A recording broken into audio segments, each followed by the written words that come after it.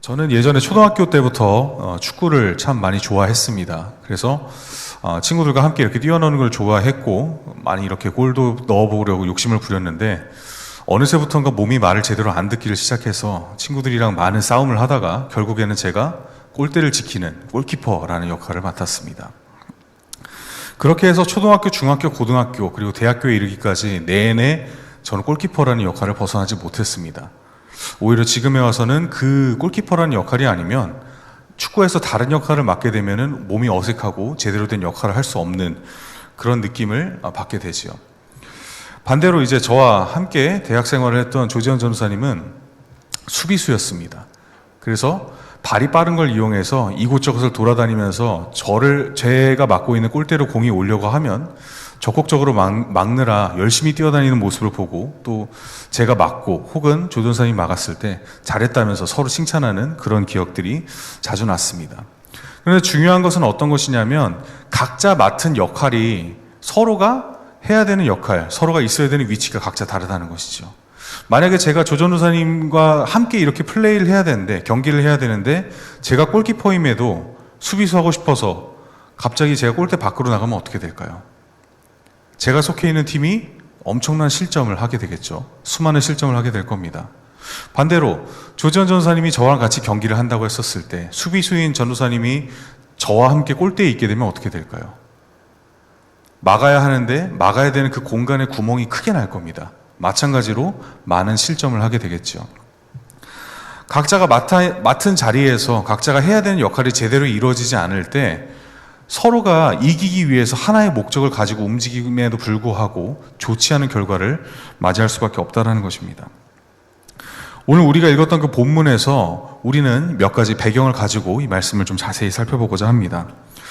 이집트에서 빠져나온 이스라엘 백성은 이집트에 처음 들어왔을 때 야곱과 그의 가족들이 들어왔던 70여 명의 그 조그마한 규모의 사람들이 아니라 이제는 200만에 달하는 거대한 민족이 되어서 가나안을 향해 가고 있습니다.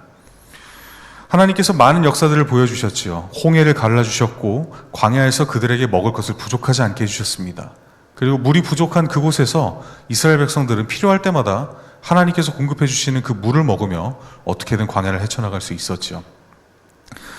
그렇게 걷고 걸어서 이제 가나안 입구 가데스 바네아라는 곳에 도착을 합니다. 하나님께서는 모세에게 말씀하셔서 각 12지파의 지휘관급 되는 사람들을 불러다가 하나님께서 약속하신 그 가나안 땅에 정찰을 다녀오도록 명령하십니다. 이 지휘관들이 어떻게 생겼느냐라고 한다면 가나안 땅을 향해서 광야를 걷는 도중에 모세에게 오는 일들이 너무나 많아진 겁니다. 모세가 한 사람이 이 200만의 일을 다 감당할 수가 없으니까 중간에 마주쳤던 모세의 장인 이드로가 내가 보니까 너가 너무 힘들다. 혼자서 이 일을 감당할 수가 없으니 내 아래에 하나님의 그 교훈을 가르치는 사람들을 세워서 이 백성들을 일부나마 관리하게 해라 라고 조언을 건네죠. 그래서 모세는 그 조언을 받아들여서 10부장, 50부장, 100부장, 1000부장과 같이 이스라엘 백성들을 관리하는 일종의 조직 체계를 세워나갑니다. 이들이 가장 중요했던 것은 모세에게 하나님께서 주시는 그 뜻을 백성들에게도 동일하게 전달할 수 있어야 한다는 겁니다.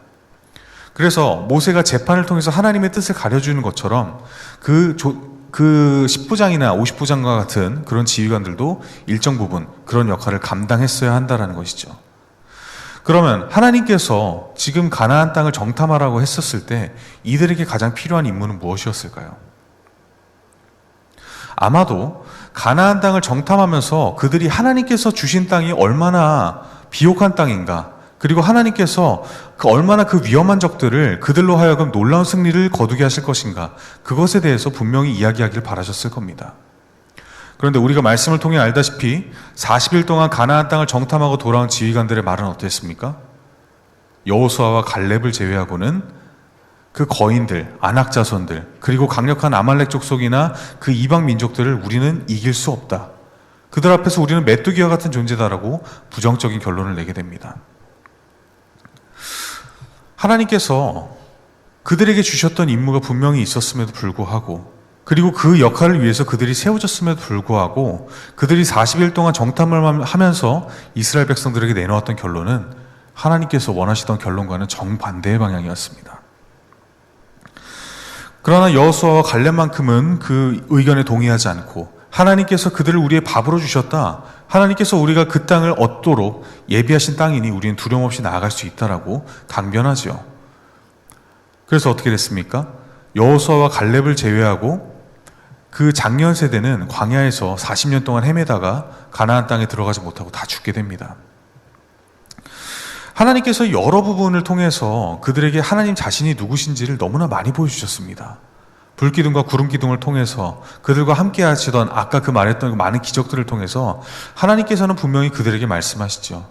내가 누구인지, 내가 너희를 위해서 있는 하나님이고 내가 너희가 상대할 수 없는 그 상대들과 싸워서 이길 수 있는 하나님이고 나를 의지했을 때 너희는 그 어떤 것들로부터도 위험하지 않을 것이다 라고 분명히 보여주셨습니다.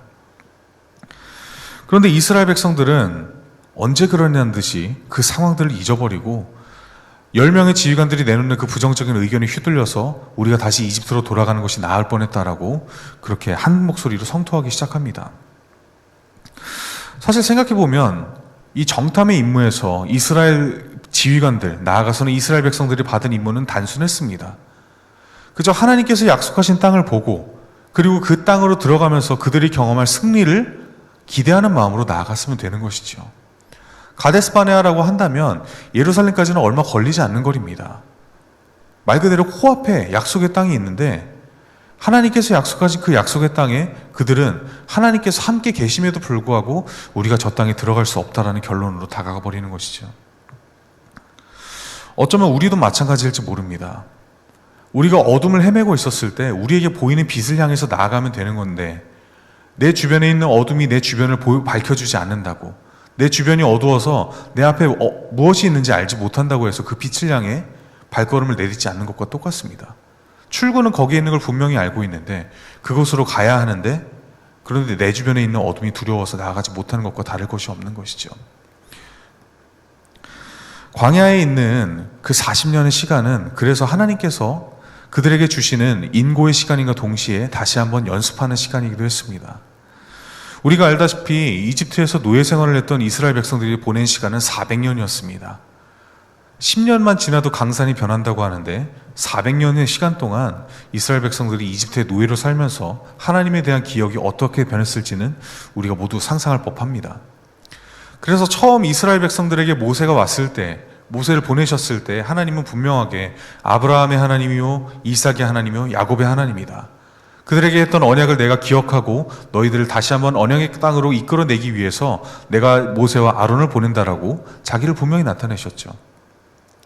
하나님께서 주시는 결과는 사실 목적지는 단순합니다. 하나님께서 우리에게 원하시는 것은 어떤 것이냐면 그 결과를 보고 제시하신 그 결과에 하나님과 함께 나아가는 그 과정을 원하시는 것이죠.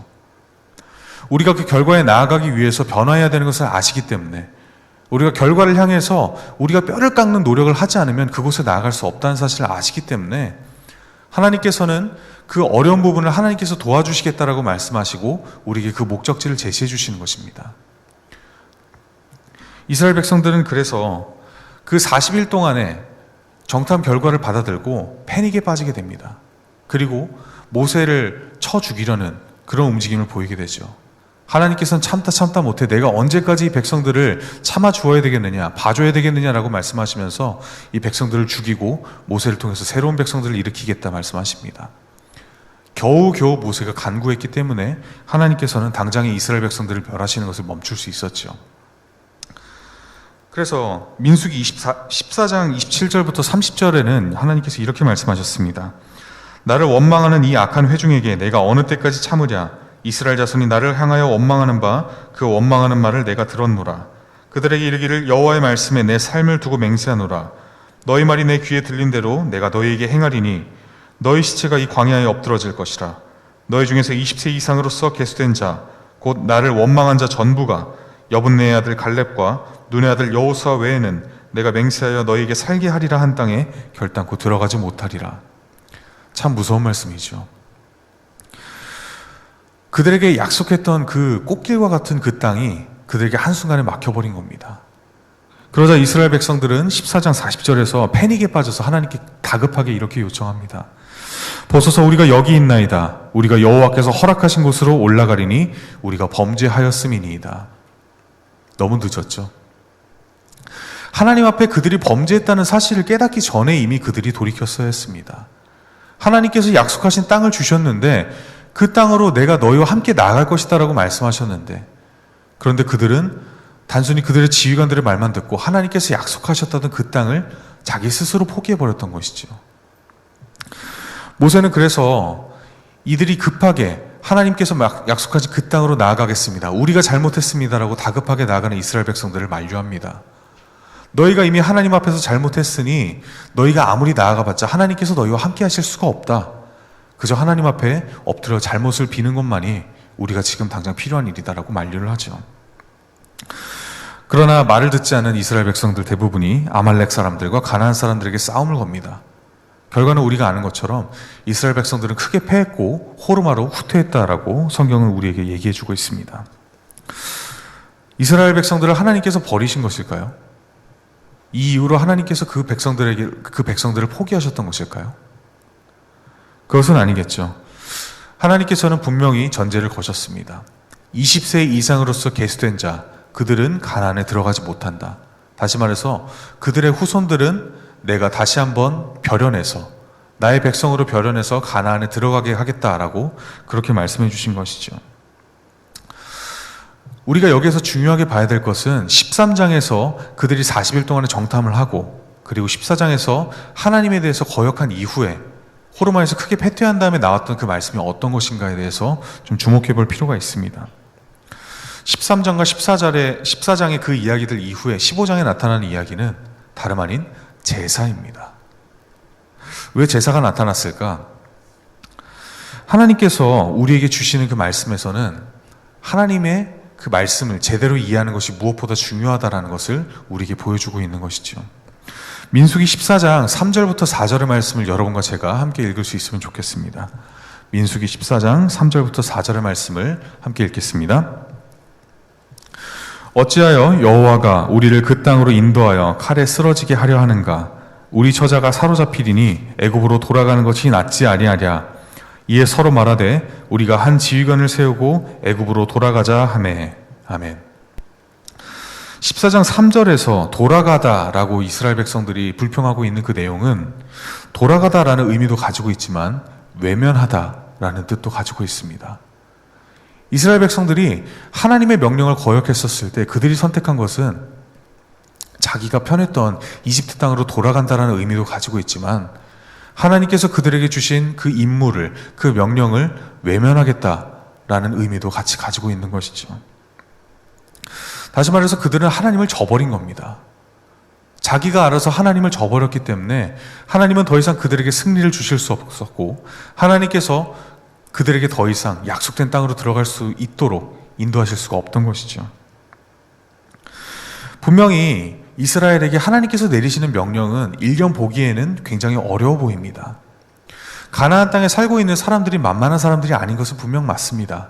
아말렉이라는 유목민족들은 이집트도 골치 아파하던 그런 유목민족들이었고, 그리고 아낙 사람이라고 간단하게 표현되어 있지만 사실 그때를 연구하던 역사학자들의 연구 결과에는 그때 바다민족이라는 사람들이 가나안과 그 일대를 휩쓸고 있었다라고 그렇게 연구하고 있습니다.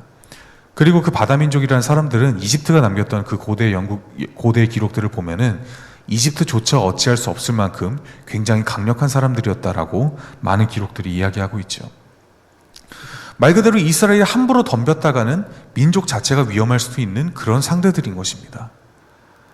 그런데 그들이 이미 경험했던 것처럼, 그리고 우리가 성경을 통해서 이미 알고 있는 것처럼 하나님께서는 이미 그들에게 아말렉과 바다민족들을 싸우면서 이기게 하셨습니다.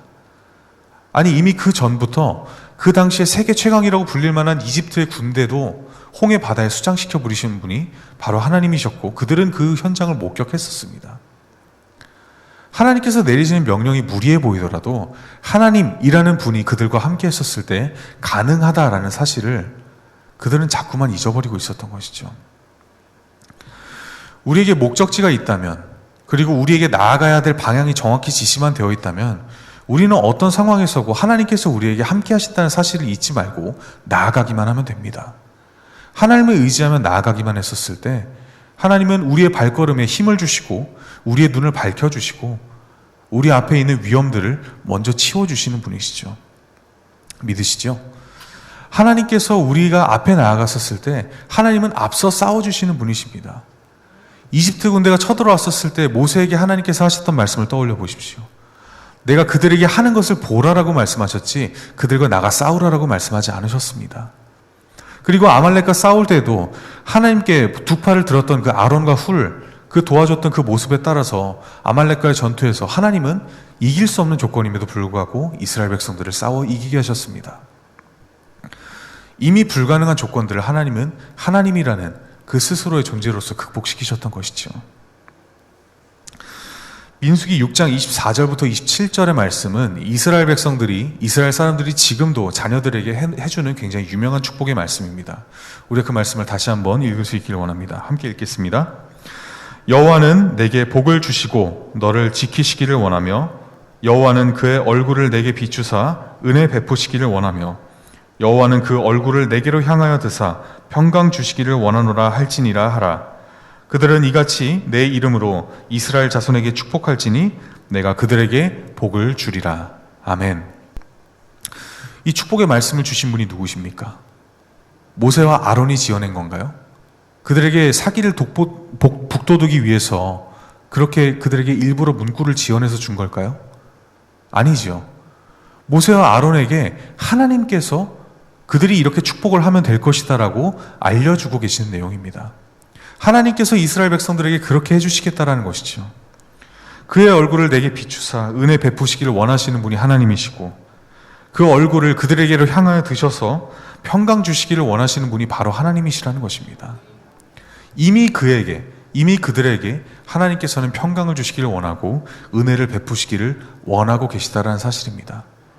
그것을 받기 위해서 우리가 어떻게 해야 되겠습니까? 응답하는 것이죠. 하나님께서 우리에게 콜링을 주고 계십니다. 하나님께서 우리와 소통하길 원하십니다. 그렇다면 하나님께서 우리에게 말씀하셨을 때 우리가 해야 되는 것은 그 부르심에 대해서 응답하는 것입니다. 바로 그것이 하나님께서 우리에게 주신 임무입니다. 임무는 단순하죠. 그저 목적을 위해서 우리가 무언가를 해야 된다라는 단순한 명제입니다. 하나님께서 우리에게 말씀하셨고 우리와 소통하길 원하신다라는 그 임무를 주셨을 때 우리에게 주어진 것은 사실 단순한 것이죠. 하나님의 부르심에 내가 여기 있나이다 라고 응답하고 하나님께서 부르시는 장소를 향하여 나아가는 것입니다. 우리가 지금 본당에 걸려있는 그 표어처럼 지경을 넓혀주소서라고 했었을 때 사실 그 지경은 하나님께서 이미 우리에게 보여주시고 우리에게 약속해 주신 바로 그 지경입니다. 우리는 그 부르심에 응답하여서 발걸음을 옮겼을 때 하나님께서 이미 예비해 주셨던 그 지경으로 의지하면서 나아갈 수 있는 것이죠. 어떻게 그 지경으로 나아갈 수 있을까? 어떻게 그 땅으로 나아갈 수 있을까? 걱정이 크겠지만 그러나 사실 생각해보면 그 지경을 제시해 주신 분이 하나님이시라면 우리가 어떻게 나아가야 될지도 잘 알고 계신 분이 바로 하나님이신 것입니다. 우리가 그 사실을 자꾸만 잊어버리기 때문에 지경이라는 우리에게 멀리 보이는 그 무언가를 제시했었을 때 이걸 어떻게 해야 될까? 여기를 어떻게 가야 될까라고 고민하게 되는 것이죠. 사실 고민할 필요가 없는 겁니다. 목사님께서 설교를 통해서 자주 말씀해 주시지만 성경 말씀에 하나님께서 무언가 명령을 하시면 그에 대해서 하나님은 무언가 우리에게 약속을 주신다라고 자주 말씀해 주셨습니다. 우리에게 무언가 하기만 하라고 말씀하시는 분이 아니라 우리가 무언가를 하면 하나님께서도 우리에게 무언가를 약속해 주시겠다. 무언가를 그에 상응하는 것을 주시겠다라고 말씀하시죠. 그러나 우리가 정확히 알아야 되는 것은 그게 거래가 아니라 사실은 하나님께서 미리 예비해 주셨지만 우리의 응답을 원하시기 때문에 먼저 우리에게 명령하셨다는 사실입니다. 아브라함에게 이삭이 그러했고 요나에게 니느웨가 그러했고 예수님께는 십자가가 그러했습니다. 하나님께서 그 주신 지경을 위해서 응답했기 때문에 요나는 선지자로서 니느웨의 멸망을 막을 수 있었고 아브라함은 이삭을 기꺼이 하나님께 바치려 함으로써 믿음의 조상이 될 수 있었고 예수님께서는 십자가에 달려 돌아가시는 그 죽음을 피하지 않으심으로써 우리의 구원자가 되셨고 우리는 그 보혈로 말미암아 구원을 얻을 수 있었습니다. 그 명령에 대해서 우리가 모두가 대답할 수 있길 바랍니다. 그 명령에 대해서 우리가 기꺼이 발걸음을 내딛어 나아갈 수 있길 바랍니다. 우리가 모르는 것은 당연합니다. 시대가 바뀌고 너무나 많은 흐름들이 우리가 미처 적응하기도 전에 계속해서 흘러가고 있습니다. 현재는 사실 없지요. 현재는 순식간에 과거가 되어버리고, 우리가 엄밀히 따져본다면 그동안 쌓아왔던 과거, 그리고 아직 오지 못한 미래만 있을 뿐입니다. 그런데 미래는 우리가 어떻게 되는지 알 수가 없죠. 예수님께서도 말씀하지 않습니까? 하나님의 때는 나도 모르고 오직 아버지만 아신다라고요. 아버지만이 아신다면 아버지께서 우리에게 지시하시는 그 목적지는 우리가 분명히 갈 수 있기 때문에 우리에게 지시하신 목적지임을 믿습니다. 그 약속을 주셨기 때문에, 그렇게 우리가 나아갈 수 있다라고 약속을 주셨기 때문에 우리가 그곳에 다다를 줄 알고 나아가면 되는 줄 믿습니다. 그러나 한편으로 보았을 때 가데스 바네아까지 나아가는, 그리고 가나안까지 나아가는 그 길은 분명히 광야입니다. 어느 곳에서 어떤 위협이 올지 모르고, 내가 필요한 것이 어떤 곳에 있을지 정확히 알 수 없고, 그리고 내 생존을 위협하는 것만 같은 극한의 환경들이 내 주변을 둘러싸고 있는 바로 그런 곳입니다. 그러나 이스라엘 백성들이 경험했던 것처럼 그들 주변의 불기둥과 구름기둥이, 그리고 만나와 메추라기가, 반석에서 터져나오는 샘물들을 하나님께서는 곳곳에 예비해 두셨습니다. 굳이 불평하지 않아도 하나님께서 준비하셨음에도 그들의 불평에 하나님께서는 너희가 어찌하여 불평하느냐, 내가 여기 있지 않느냐라고 하면서 그들의 필요를 채워주셨지요. 바라기에는 여기에서 말씀을 나누고 있는 우리 모두가 하나님께 그렇게 불평불만을 하기 전에 하나님께 믿음으로 주님 우리에게 주실 줄 믿습니다라고 겸손히 엎드리는 모두가 될 수 있기를 바랍니다. 그래야만이 우리가 하나님께서 인도하시는 가운데 가나안에 들어갈 수 있고, 그래야만이 우리가 하나님께서 우리가 불가능할 것 같은 그 상대에게 하나님께서 주시는 승리를 경험할 수가 있습니다. 그리고 그렇게 겸손히 하나님 앞에 엎드려야지만 우리는 하나님께서 우리에게 주시는 약속을 비로소 온전히 체험할 수 있습니다. 아까 말씀드렸지요. 하나님께서는 목적지를 제시해 주셨고, 우리에게 가장 요청하시는 것은 그 목적지로 나아가기 위한 과정이라고요. 하나님께서 동행하시는 그 길 가운데 여러분들이 부름에 응답하셔서 함께 걸음을 옮겨나가시길 바랍니다. 하나님께서 부르고 계시고 동행하실 때 하나님은 절대 혼자 우리를 내버려 두지 않으십니다. 단지 우리가 하나님을 보지 못하고 하나님께서 어디 계신지 느끼지 못할 뿐이지, 우리가 필요할 때, 우리가 힘들 때, 우리의 눈물에 하나님께서는 항상 우리 곁에서 그것을 지켜보고 계신 분이십니다. 여러분들이 지금 가데스 바네아에 서 계십니다. 그 가나안 땅의 정탐에 여러분들은 어떻게 반응하시겠습니까? 그곳의 강대한 적들에, 내가 상대할 수 없을 것만 같은 환경에 지레 겁을 먹고 물러나시겠습니까? 혹은 하나님께서 약속하신 그것을 믿어가면서 그들은 우리의 밥이라, 그 땅은 하나님께서 우리에게 약속하신 땅이라 믿음으로 고백하며 나아가시겠습니까? 우리에게 그 넓혀질 그 지경은 하나님께서 이미 우리에게 주셨습니다.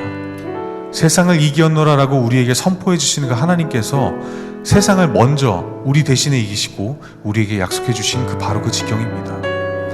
그 지경으로 우리가 나아갈 수 있길 바랍니다.